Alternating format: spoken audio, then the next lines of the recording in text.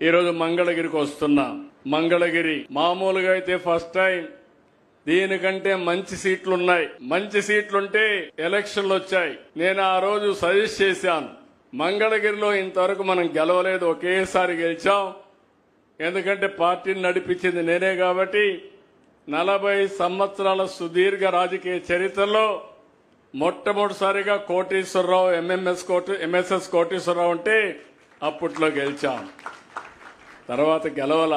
ఒకసారి సిపిఎంకి ఇచ్చాం, ఒకసారి బీజేపీకి ఇచ్చాం. కానీ ఇవన్నీ చూసిన తర్వాత మనం గెలవలేదు, మన కార్యకర్తలు హుషారుగా లేరు కాబట్టి లాస్ట్ మూమెంట్ పోతున్నారు కాబట్టి ఆలోచించమని నేనైతే సజెస్ట్ చేశాను.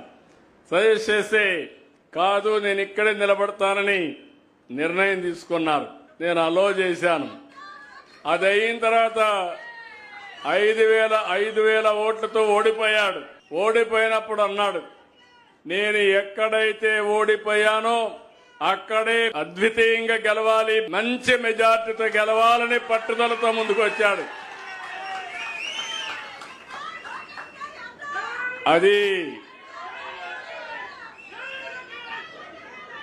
అతని పట్టుదల.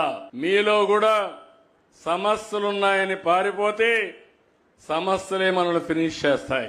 ఏదైనా సరే ఒక్కొక్కసారి కలిసి రాకపోతే కలిసి వచ్చే మార్గాన్ని కసిగా పనిచేయగలిగితే అది సాధ్యమవుతుంది. అది లోకేష్ ఈ నియోజకవర్గం నిలబెట్టాడని చెప్పి కూడా నేను మీకు తెలియజేస్తున్నా. అక్కడి నుంచి మీరు చూశారు, 5,000 మెజారిటీతో ఓడిపోయిన కాన్స్టిట్యున్సీ 91,000 మెజారిటీతో గెలవడం అనేది ఒక చరిత్ర.